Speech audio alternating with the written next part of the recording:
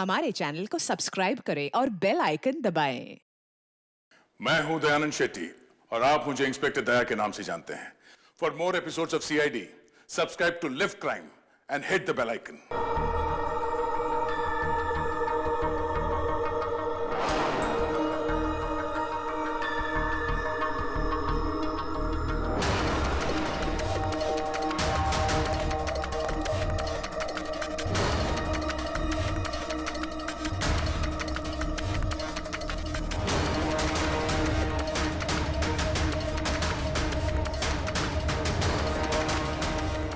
जान लेकर ही रहूंगा मैं। अब तुम मुझसे नहीं बच सकती। नहीं, नहीं, तुम ऐसा नहीं कर सकते। प्लीज, तुम ऐसा नहीं कर सकते। कर सकता हूँ। कौन है? तुमने जो मेरे साथ किया है, उसके बाद तो मैं कुछ भी कर सकता हूँ। कौन है?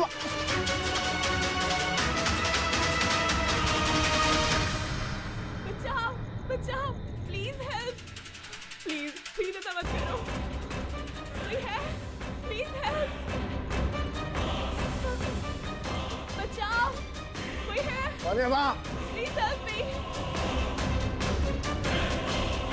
बचाओ, बचाओ। गन छोड़ो, गन छोड़ो। गन छोड़, लग जाएगी। मैं बोल रहा हूँ। छोड़ो।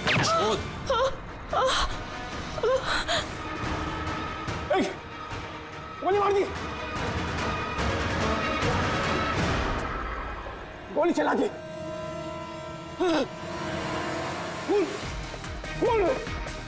खून कर दिया पुलिस, खून हो गया पुलिस। दूसरी गोली।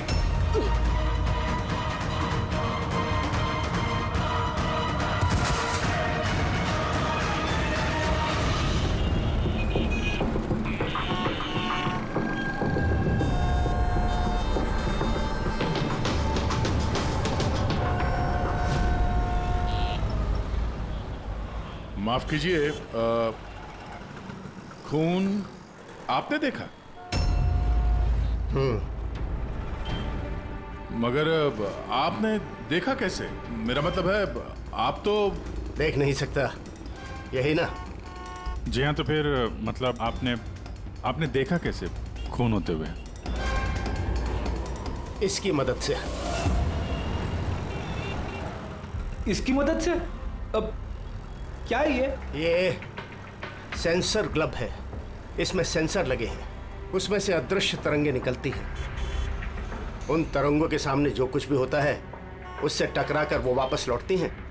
उससे मुझे पता चल जाता है कि मेरे सामने क्या हो रहा है। यानी एक तरह से ये आपकी आंखों का काम करता है? हाँ, आप ऐसा कह सकती हैं। अरे मगर ये कैसे हो सकता है? हो सकता है। एक मिनट, आप एक महिला हैं, आपने चोटी बांधी हुई है। सर, ये तो इन्होंने तुक्का लगाया। और आप एक खाते पीते घर से हैं, हेल्दी पुरुष हैं। ये तो तुक्का नहीं लगता है।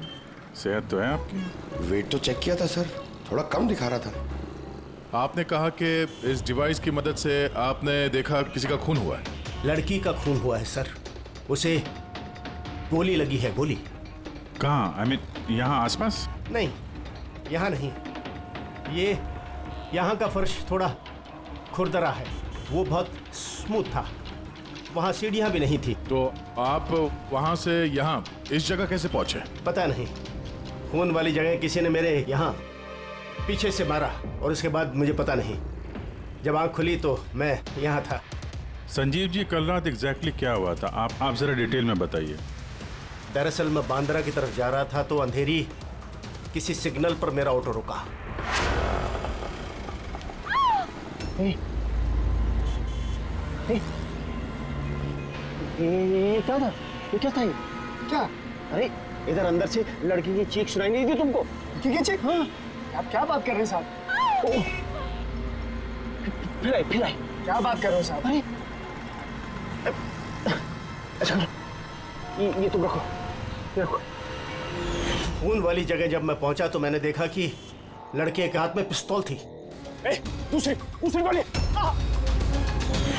बस उसके बाद जब मेरी आंख खुली तो वो लड़के मेरा दस्ताना चोरी करने की कोशिश कर रहे थे और मैंने उन्हें पकड़ लिया।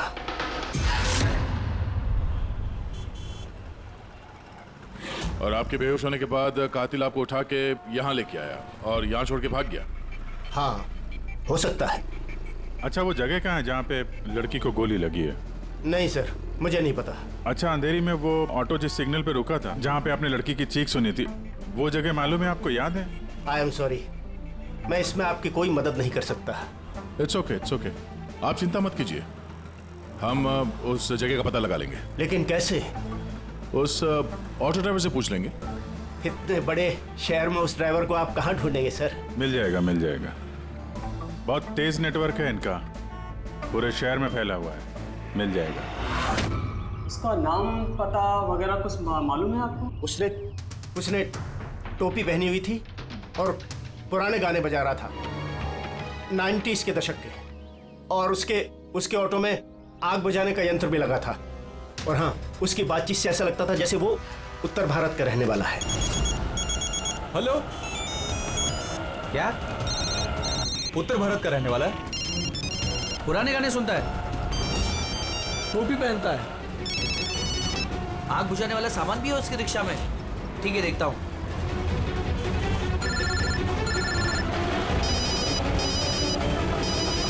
हेलो। अरे राजू। हाँ भाई। अरे सीआईडी एक ऑटो रिक्शा वाले को ढूंढ रही है जो टोपी पहनता है और जिसके ऑटो में फायर एक्सटिंग्विशर लगा हुआ है। टोपी हर्षद होगा भाई। हाँ राजू बोल। हर्षद, कल रात को तू अंधेरी सिग्नल पे था क्या? हाँ था ना, बोल। उधर से कोई पैसेंजर उतरा था क्या? हाँ लेकिन वो तो अंधा था ना। क्यों, क्या हुआ उसको? अरे यार, उसके साथ एक हादसा हो गया। सीआईडी वालों के साथ आया हुआ है, तुझसे मिलना चाहता है। सीआईडी? संजीव जी, जी जरा देखिए, जरा ध्यान से, ये ऑटो वाला है, कुछ पता चलता है आपको? हाँ सर, इन्हें तो मैंने छोड़ा था। हाँ, यही है। सर मैंने कुछ नहीं किया सर, अब मुझे कोई चीख सुनाई नहीं थी। और हाँ, इन्हें चीख सुनाई दी थी, लेकिन सर मेरी बीवी बीमार थी, इसलिए मुझे हॉस्पिटल जाना था, इसलिए मैंने छोड़ के चला गया। डरो मत, तुम्हें कोई कुछ नहीं कहेगा। ये बताओ कि इनको यहाँ पे कहाँ पे छोड़ा था तुमने? ये सिग्नल पे छोड़ा सर। और यहाँ सिग्नल से ये किस तरफ गए साहब? ये सामने वाली गली में गए सर। ठीक है, तुम जाओ। Thank you very much, thank you. आइए संजीव जी। अरशद ने आपको यहाँ पे इस गली में आते हुए देखा था, लेकिन यहाँ पे दो रास्ते हैं, एक ये और एक ये।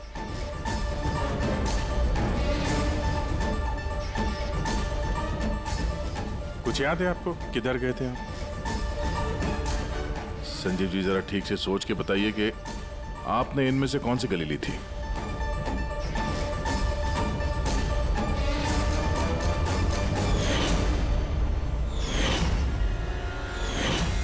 एक चिड़िया के आकार की मूर्ति मिली थी।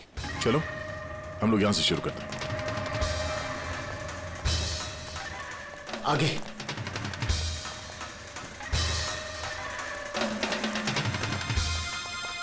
सर ये देखिए। संजीव जी, क्या यह है वो मूर्ति? हाँ, यही। अभिजय सर, मूर्ति मिल गई। ये क्या? ये गुड। ये। अच्छा, इसके बाद संजीव जी, इसके बाद कुछ याद है? इसके बाद कहाँ गए थे आप? 3 गोले दिखाई दिए। तुम लोग इस तरफ देखो, हम इधर देखते हैं।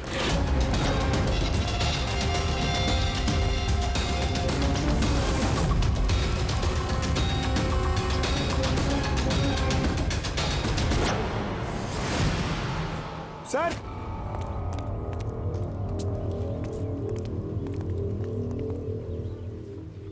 हाँ, यही वो राउंड शेप में, एक के नीचे एक। इसके बाद इसके बाद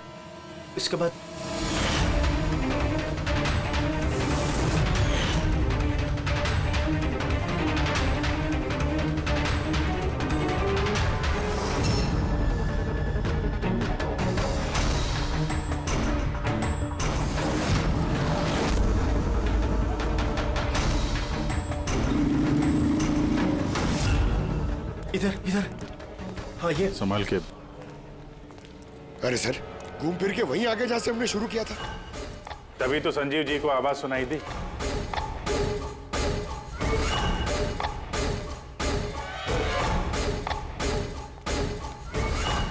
ये जगह तो मोहल्ले के बीचों बीच है, तो फिर किसी ने गोली चलने की आवाज कैसे नहीं सुनी?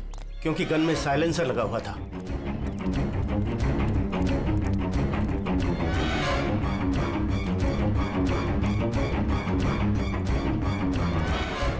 आई एक स्टेप है, संभाल के।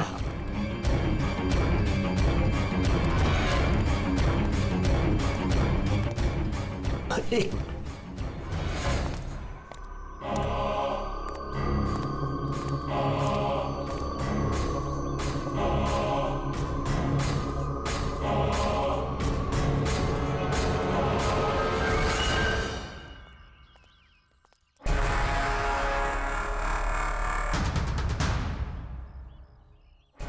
क्या हुआ? आप लोग रुक क्यों गए? क्या है यहाँ? क्या लाश मिली? संजय जी, आपने कहा था कि गोली किसी लड़की को लगी है? हाँ हाँ, लड़की को लगी थी। मैंने उसे छू कर देखा था। वो घायल थी, खून निकल रहा था। क्यों क्यों? क्या हुआ? लाश है यहाँ पे, लेकिन लड़की की नहीं, किसी लड़के की है। क्या?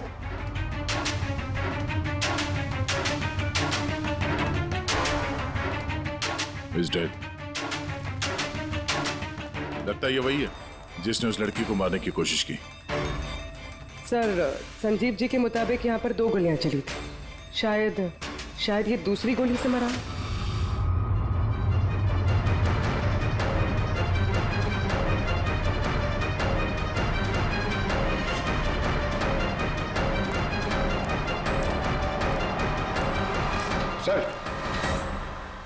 सर, खून तो यहां भी पड़ा है। अगर इसका खून नहीं तो शायद उस लड़की का खून हो। गोली तो यहीं लगी होगी उसको। सर,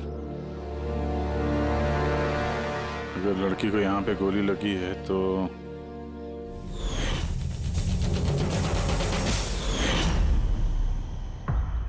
आपने कहा था आपके सिर पे किसी ने पीछे से वार किया, तो ये दूसरी गोली चलने के बाद आपको लगा था या दूसरी गोली चलने के पहले? नहीं, दूसरी गोली चलने के बाद। सर क्या है ये सब? कुछ समझ में ही नहीं आ रहा है। सर, खून तो बहुत बहा है। वो लड़की पक्का घायल हो गई। सर, ना तो मोबाइल मिला है और ना ही वॉलेट।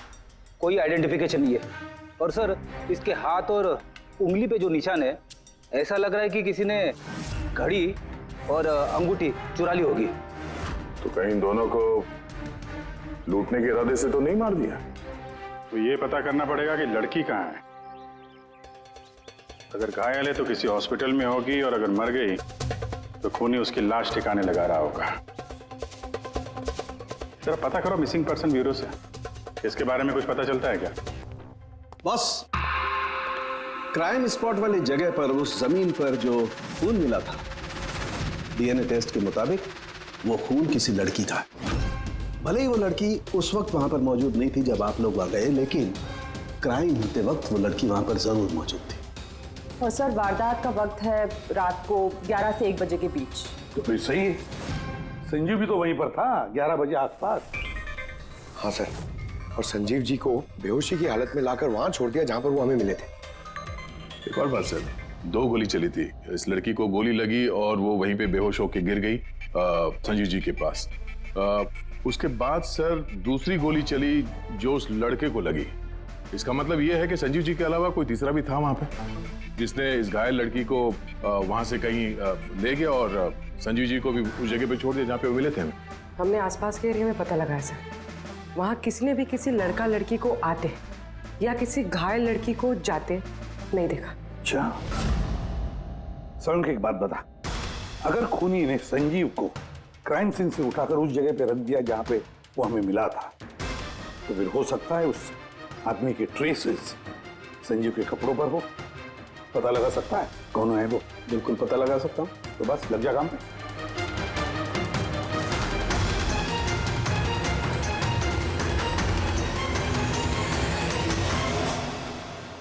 सर, हाँ, लाश की पहचान हो चुकी है। उसका नाम अनिकेत है सर। उसके घर वालों ने उसके गुमशुदा होने की रिपोर्ट लिखवाई थी। अनिकेत, देखिए आपके भाई अनिकेत की बॉडी हमें एक बंद कारखाने में मिली। क्या बता सकते ये वहां किस लिए गया था? आपके भाई का खून हुआ है बेहतर होगा कि आप लोग हमसे कुछ छुपाइए मत। अगर आप सच नहीं बताएंगे तो फिर हम मुजरिम तक कैसे पहुंचेंगे? सर ऐसा कुछ नहीं है। पिछले कुछ दिनों से बड़ा अजीब सा बर्ताव कर रहा था ये। अजीब यानी? अक्सर बाहर रहते थे सर, पूरा दिन। हमने कई बार उनसे पूछने की कोशिश की, लेकिन कुछ नहीं बताते थे। कल भी सुबह 11 बजे से चले गए थे। कहाँ गए थे कुछ बताया नहीं। पूरा दिन सर वापस नहीं आया। जब सुबह उठकर देखा तो पूरी रात भी वापस नहीं आया था। तब जाकर मैंने पुलिस में रिपोर्ट लिखवाई सर। पूरे दिन इससे फोन पे बात नहीं हुई? सर मैं पूरा दिन फोन करता रहा, लेकिन फोन ही नहीं मिल रहा था उसका। ऐसा कब से चल रहा था? सर पता नहीं कब से। पिछले कई सालों से तो ये सिंगापुर में थे। अभी कुछ ही महीनों पहले इंडिया आए हैं। तब से सर ऐसे ही बिहेव करते हैं। सिंगापुर में क्या काम करते थे ये? वहाँ होटल में जॉब करते थे। ये शादीशुदा था? नहीं सर, शादीशुदा नहीं था। किसी लड़की के साथ इसकी दोस्ती थी? क्योंकि मरने से पहले ये किसी लड़की के साथ झगड़ा कर रहा था। पता नहीं सर, हमें तो बिल्कुल मालूम नहीं किसी लड़की के साथ इसका कोई अफेयर या फिर कोई दोस्ती, हमें नहीं मालूम सर।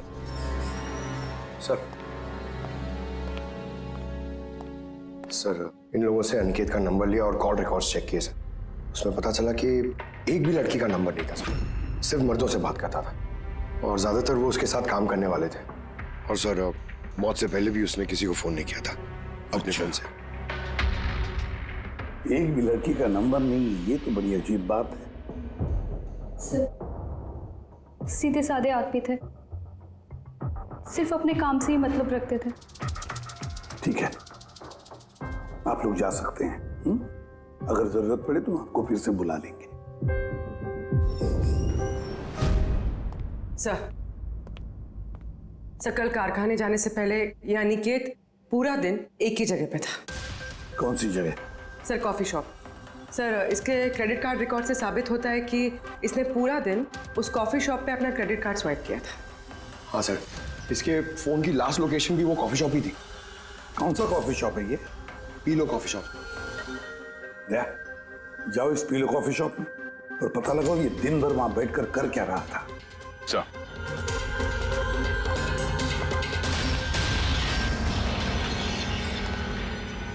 बॉस, क्या खबर लाया? ऐसी खबर लाया हूं जो हमारे लिए बहुत जरूरी है। क्या? अनिकेत के कपड़ों में मुझे कुछ अलग अलग डीएनए सैंपल्स मिले। कुछ मतलब? कुछ माने 5 लोगों के डीएनए सैंपल्स मिले हैं बॉस। 5? हाँ 5, और ये 5 लड़कियां हैं। और संजीव के कपड़ों में से हमें 2 डीएनए सैंपल्स मिले हैं और ये दोनों सैंपल्स अनिकेत के कपड़ों में से मिले सैंपल से मैच होते हैं। मतलब 5 में से 2 लड़कियां जिन्होंने अनिकेत को छुआ था, उन्होंने संजीव जी को भी छुआ है। मतलब अभिजीत, ये सारा काम 2 लड़कियों ने किया है।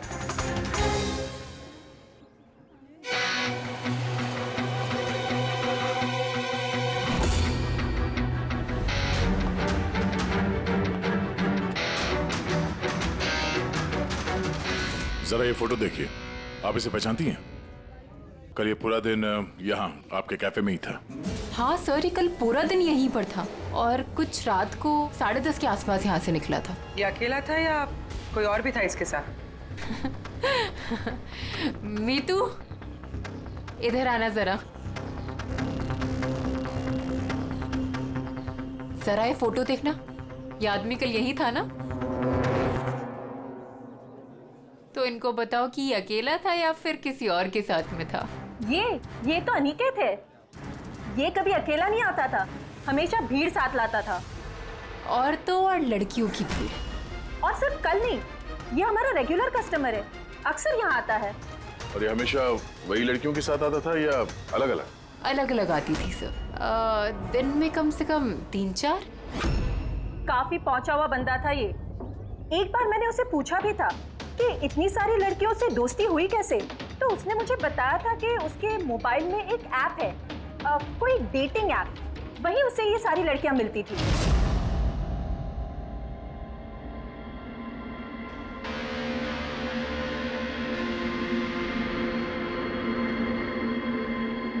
कुछ पता चला? हाँ सर, अनिकेत के डेटिंग ऐप के बारे में पता चल गया। मैचअप नाम है उस ऐप का। मैचअप? कहीं ये शादी करवाने वाले जैसे कुछ ऐप तो नहीं?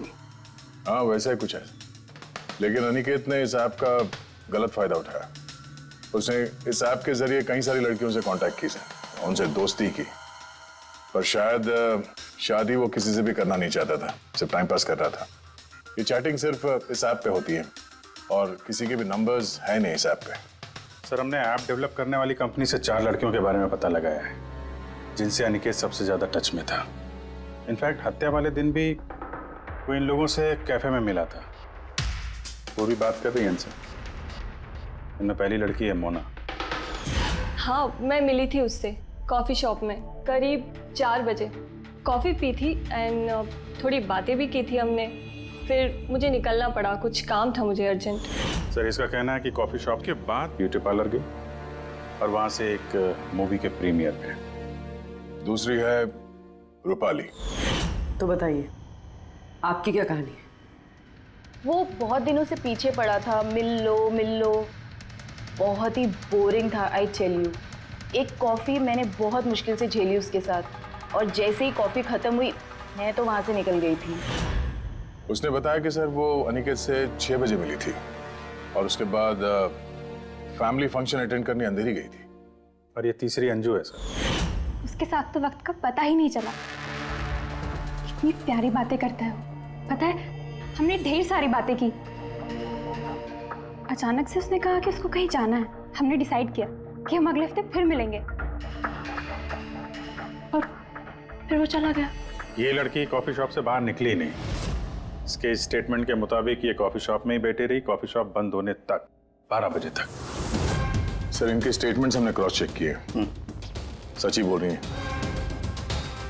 सर, संजीव जी के हिसाब से लड़की को गोली लगी थी। अब इन तीनों को चेक किया है, उनमें से तो कोई घायल नहीं। तुमने 4 लड़कियों का जिक्र किया था, ये चौथी लड़की कौन है? कहाँ है वो? सर, चौथी लड़की है एरिका। हमने इस ऐप पे उसे कांटेक्ट करने की कोशिश की पर उसने अभी तक रिस्पॉन्ड नहीं किया। काम करो, इस एरिका से जाकर मिलो।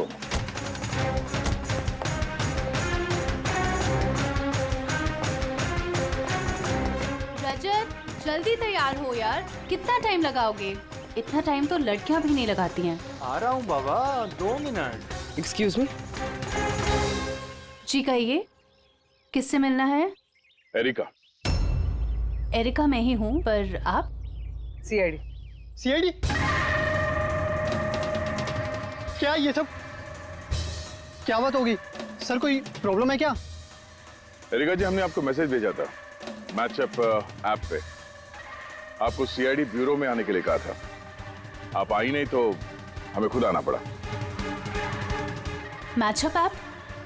ये क्या है? डेटिंग ऐप है। Dating app? तुम इस डेटिंग ऐप पे क्या कर रही हो? सुनो, इनसे कोई गलती हुई है, मैं किसी भी डेटिंग ऐप पे नहीं हूँ। ऐसे कैसे हो सकता है? आपका प्रोफाइल है, आपकी डिस्प्ले पिक्चर है। देखिए, मैं शादीशुदा हूँ, मैं किसी भी मैरिज या डेटिंग ऐप पे नहीं हूँ। ये है मेरे हस्बैंड रजत और मैं अपनी शादी में खुश हूँ। मुझे ये सब करने की क्या जरूरत है? एरिका जी, अगर आप सच बोल रही हैं तो ये क्या है?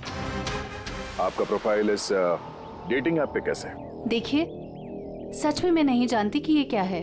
मैंने ऐसा कोई प्रोफाइल नहीं बनाया है। तो आपके कहने का मतलब है कि आपके नाम से किसी और ने फेक आईडी बनाया है। वैसे आप किसी अनिकेत नाम के शख्स को जानती हैं? अनिकेत? ये नहीं सर, मैं इसे नहीं जानती। सर, क्या कर रहे हैं आप लोग? क्यों बुलाया है हमें यहाँ?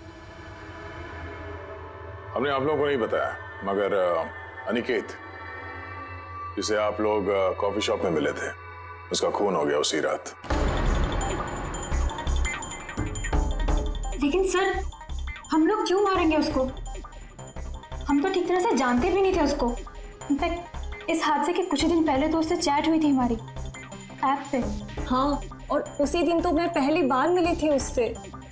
और मेरी तो ऐसे सच उससे कोई दुश्मनी भी नहीं थी, और मैं तो उस ऐप पे भी नहीं थी।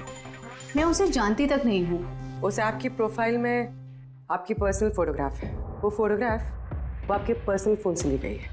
किसी बहरूपी के पास आपकी पिक्चर्स कहाँ से आई? हाँ मैम, मैं नहीं जानती उसके पास मेरी तस्वीर कैसे आई।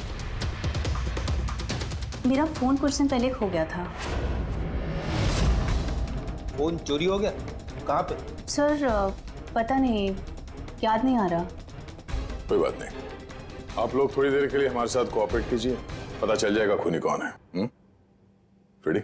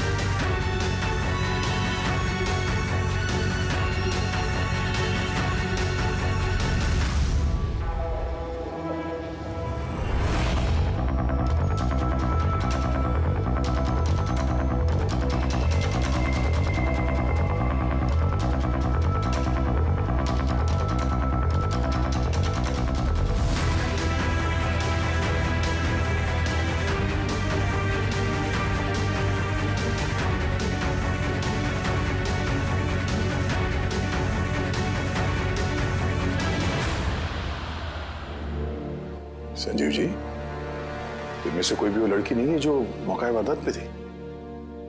इनमें से कोई नहीं है। ठीक है, फिलहाल आप लोग जा सकते हैं। Thank you.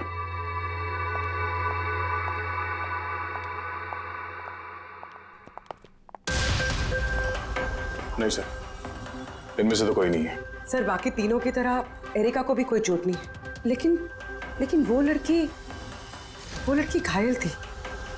वो तो ठीक से चल भी नहीं सकती थी। लेकिन सड़के बता रहा था कि उसने जब संजीव के कपड़ों के डीएनए टेस्ट करवाई तो उसमें 2 औरतों के ट्रेसेस मिले। चलो एक घायल हो सकते, मगर दूसरी लड़की, वो तो इन चारों में से कोई एक हो सकती है। सर, इन चारों के पानी के झूठे ग्लासेस फोरेंसिक भिजवा दिए, रिपोर्ट आती होगी। सर वो दोनों लड़कियों का डीएनए इन चारों से मैच नहीं हुआ सर। क्या मैच नहीं हो रहा है? ये दोनों लड़कियां हैं कौन? एक मिनट। क्या हुआ संजीव?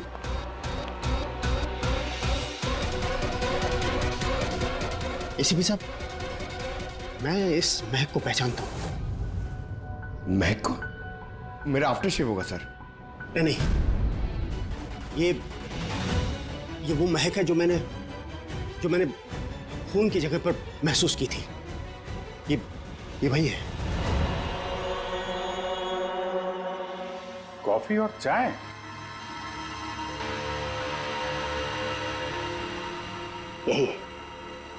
यही महक थी।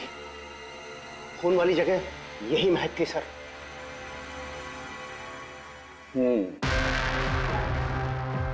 और मुझे पंकज की कमीज की आस्तीन पर कॉफी के दाग मिले। हाँ सर, वो सुबह कॉफी बना रहा था ना, तो थोड़ी गिर गई थी। मतलब सालू के साथ क्राइम सीन पे कॉफी और चाय की मिलीजुली महक थी? क्राइम सीन पे या कातिल पे? चाय और कॉफी की मिली जुली स्मेल किसी इंसान से तभी आ सकती है जब वो बार बार चाय कॉफी बनाता हो, जैसे कि कोई कुक या फिर कॉफी शॉप में काम करने वाला, जैसे पीलो कॉफी में।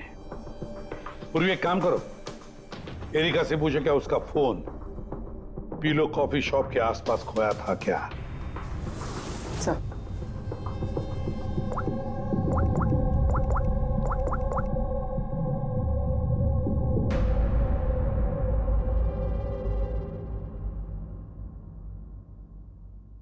सर हाँ सर उसका फोन वहीं गुम हुआ था, उसी कॉफी शॉप में।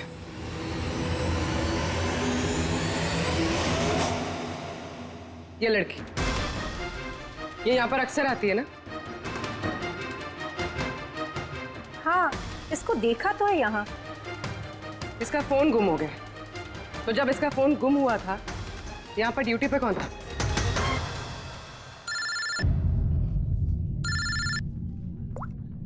हेलो। हाँ फ्रेडी। ओह गुड, ठीक है, हम लोग अभी वहां पहुंचते हैं। पूर्वी सर।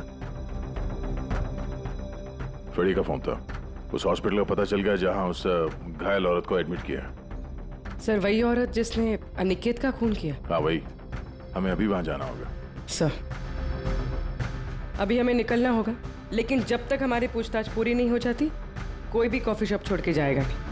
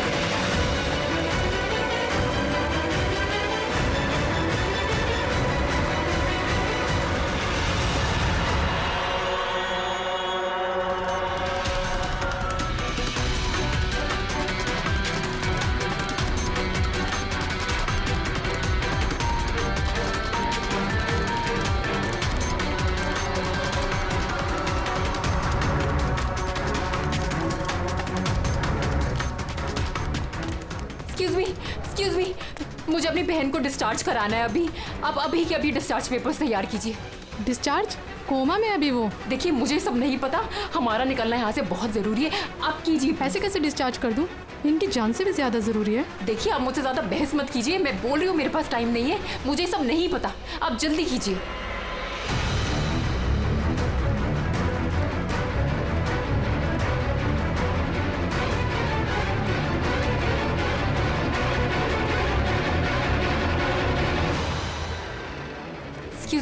एक्सक्यूज मी, मुझे अपनी बहन स्वप्ना को डिस्चार्ज कराना है अभी के अभी। आप प्लीज उनका बिल पेमेंट बताएंगी पूरा। Excuse me. लगता है बहुत जल्दी है आपको।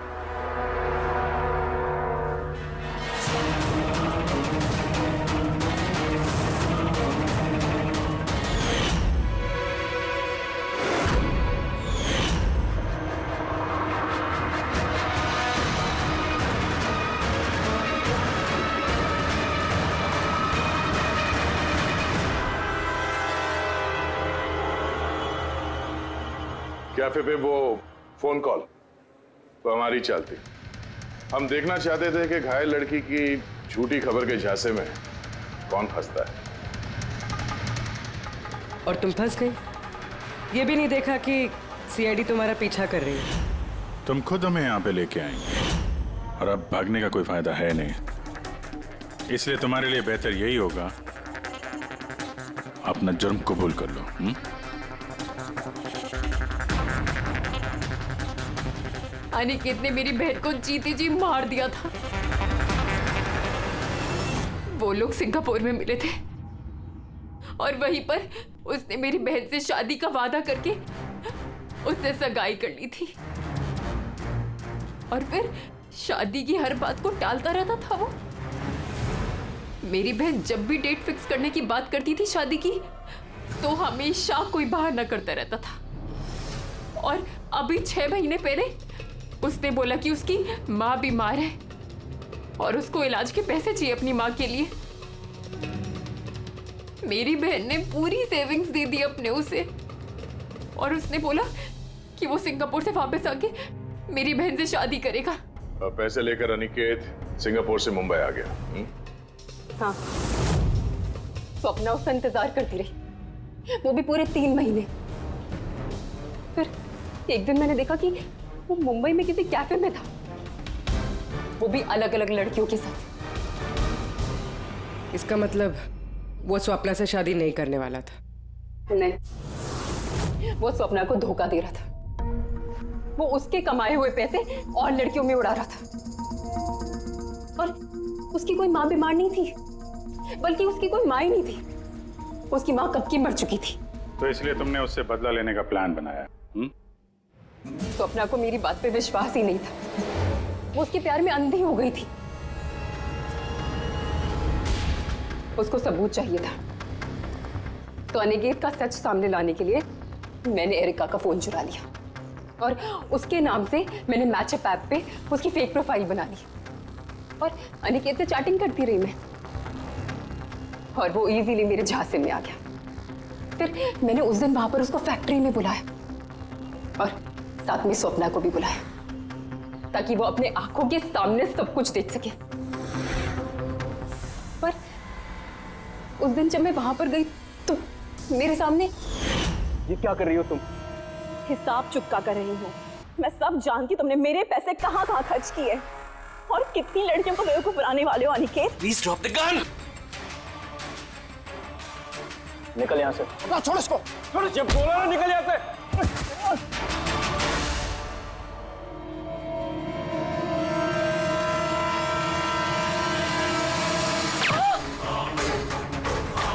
गोली मार दी।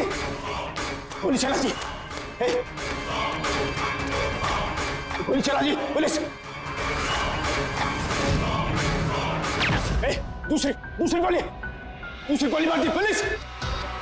Police.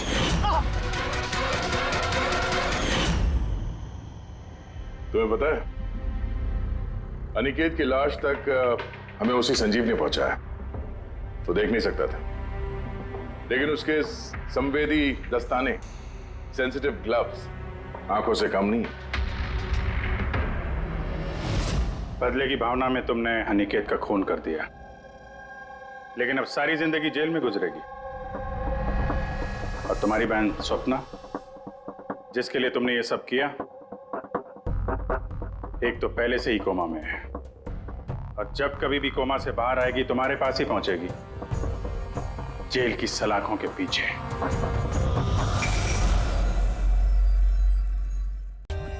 For more updates, subscribe to our channel, click the show links and enjoy watching the videos.